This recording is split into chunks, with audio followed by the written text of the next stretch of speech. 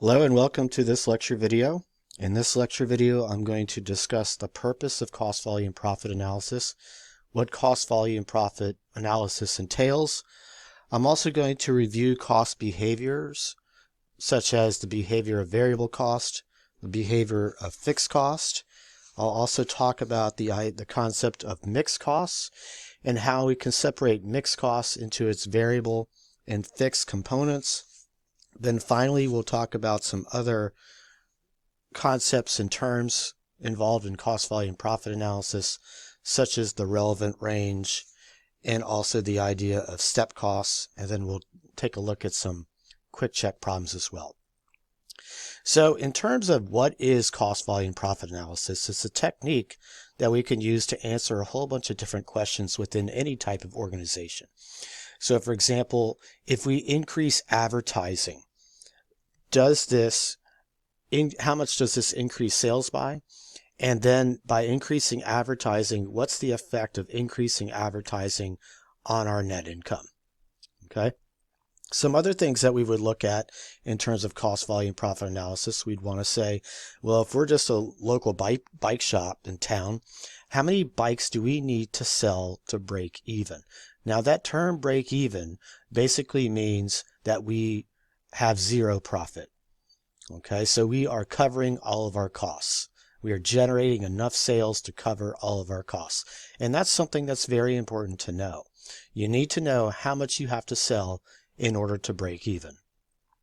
We also might want to know, well, how many units do we have to sell, or how much do we have to have in total sales dollars in order to generate a profit of $50,000 or $100,000.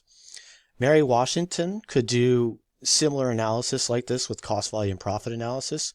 For example, we could say, how many students do we have to have in order to break even, to cover all of our fixed costs and all of our variable costs? How many students do we want to have in order to generate a surplus? I'll call it a surplus because it's a not-for-profit, a surplus of $100,000 at the end of the year. You could also get into questions such as, how many out-of-state students versus in-state students do we have? Which would be kind of the idea of what we'll talk about in a later lecture video of the sales mix. Okay? So what's the ratio between out-of-state and in-state in terms of how many out-of-state students do we need to help us to break even or to generate some surplus of $50,000 or $100,000, okay? So those are different what-if analysis. That's another good way to think of cost volume profit analysis is what-if analysis. What if we increase advertising at Mary Washington? What does this do to student enrollment? What if we add a new major, and then this new major, we think that this could increase enrollment by X percentage, but by adding this new major, it increases our cost by Y percentage.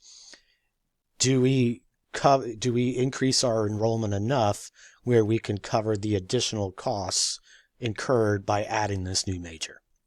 Okay, so all those different types of what-if analysis, that's what we're talking about in terms of cost volume profit analysis, okay? And so cost volume profit analysis is something that's very important, even if you never want to become an accountant. Even if you just want to run your own little bike shop in downtown Fredericksburg, you need to understand cost volume profit analysis because you have to understand how much do we have to sell in order to break even. Even if you're a religious organization, I'm on the vestry at my church. At my church, we have to figure out, well, how much do we have to bring in terms of plate offerings and other giving from parishioners in order to cover our own costs. We have to know that because otherwise we might be running a deficit and then that becomes problematic. Okay. So even if you never want to become an accountant, you don't even want to work in business after you've done all this, you just want to work in a nonprofit or religious organization, you still need to know this. It's very important stuff. Okay. And the interesting thing about cost volume profit analysis is that it relates to a lot of the things that we already know. Okay, it relies on variable understanding, variable cost behavior, and fixed cost behavior. So let me just quickly review variable costs and fixed costs. So when we're talking about variable costs, we're saying variable costs increase or decrease in total with respect to the activity base. But they stay the same per unit. So one example that I've talked about, or you could think about, would be waiter and waitress salaries at Home Team Grill next to Mary Washington, for example. So if you think about waiter and waitress salaries, they're paid per hour. Okay, so regardless of whether they work 5 hours or 10 hours, they're still paid the same per hour. So the unit is the hours. They're still paid the same per hour.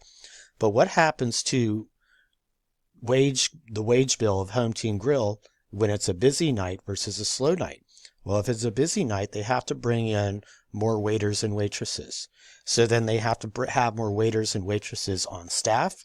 That increases their total wage bill for that night because their activity base, which is the number of hours that they need for waiters and waitresses, goes up. And the reason that they need more waiters and waitresses is because they have more customers in the restaurant. That doesn't change how much they pay the waiters and waitresses per hour, though. It stays the same per hour. Okay? Fixed costs, on the other hand, stay the same in total, decrease per unit as activity increases. So one example, if we think back to the Home Team Grill, what's an example of a fixed cost? Rent. If Home Team Grill has 100 customers, if they have one customer, they still pay the same amount in rent. So those fixed costs stay the same in total, but they decrease per unit. So let's say that their rent is $100. And let's say that they have one customer.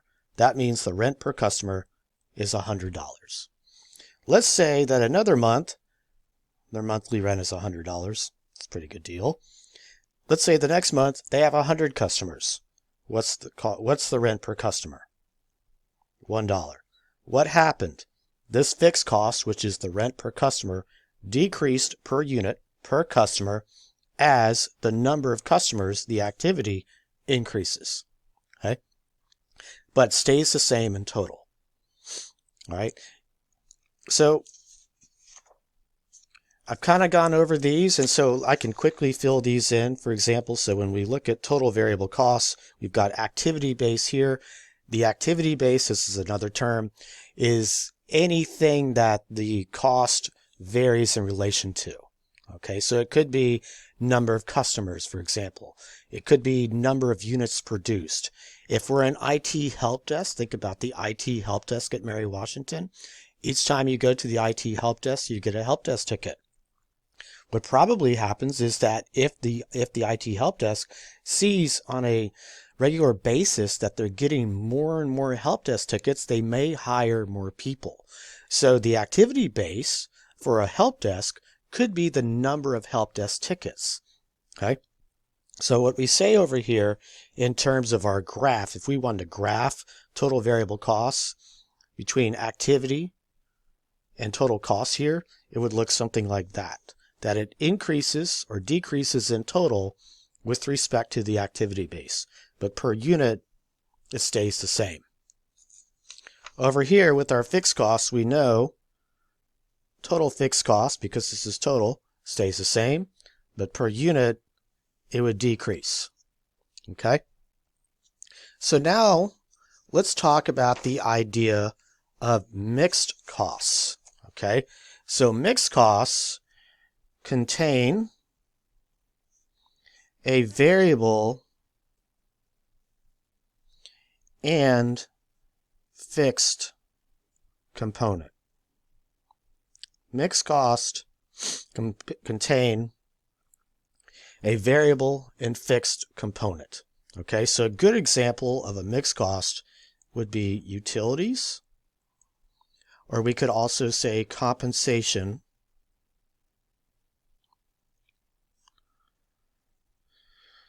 for sales personnel. Okay, compensation for salespeople. But if we think about utilities, for example, if we're in a classroom building, right, and it's midnight, there's nobody in the building. Are we still running the air conditioner? Are we still running the heat? Yes. There is some basic level of utilities that we would have on the building, regardless of how many people are in it. Okay? Even if there's nobody in it, there's still some basic level of utilities costs, because you got to heat the building, right? You got to cool the building. There's going to be something. Even if you plug it, even if you leave some of the laptops plugged in, those could still be drawing electricity, some. So there's some basic level of utilities costs. But what happens when we come into the classrooms and we start to teach during the day? We turn on the lights, we turn on the laptops, we turn on the projectors, we start drawing more electricity. So there is a variable component as well. Basically, as the number of people increases in the building, the utilities also increases. But even if there's no one in the building, there's some bare level of utilities costs. Okay? So when we think about this graphically in terms of our mixed costs, we can say we have this minimum level of cost, and then we also have variable. So what I'm going to do, so I'm graphically showing you mixed costs. I'll write A, B, and C. And I'm going to say B to C equals our fixed cost. Okay? A to B equals our variable cost. And then finally I can say A to C equals our total cost. And then the slope of this line equals our variable cost per unit, which we know the same, and that's why it's a constant slope. So if you think back to some of the stuff that you did in high school algebra, this probably looks familiar. Y equals A plus BX, okay? Where Y equals our total mixed cost. A is the fixed component, so that's our slope. I just wrote A up here, but A is also your slope. Your B is A is the fixed cost. B is the slope right over here. So basically, if we have this equation, if we know the fixed cost, and we know the variable cost per unit, and we know X is the level of activity, we can figure out our total cost. Okay? That's what I was saying over here. So if we look at this example, if your monthly utility charge, your fixed is $40, and your variable is 30 cents per kilowatt hours, and you use 2,000 kilowatt hours, what would be the total amount of your bill? Well, we can estimate that mixed cost because we know the level of activity, we know the slope, which is our variable cost per kilowatt hour or variable cost per unit, and then we know our fixed cost. So we can set it up like this. Y is our unknown, which is what we want to figure out. And we can say that's going to be equal to our 40 times plus 0.3 times our 2,000, which is our kilowatt hours, would give us $640, which is the total cost at 2,000 kilowatt hours. Okay? We'll come over here and we'll quickly look at step costs. The idea of a step cost is that we have a resource is available in large chunks, maybe maintenance workers, whose costs are increase or decrease in responses to fairly wide changes in activity. And what we're saying is what the step cost is that small changes in production wouldn't have an effect. So what we see with step cost behavior is maybe for this many units, from 0 to 100 units, we only need 5 maintenance personnel. But then it jumps up as we move higher. Thanks.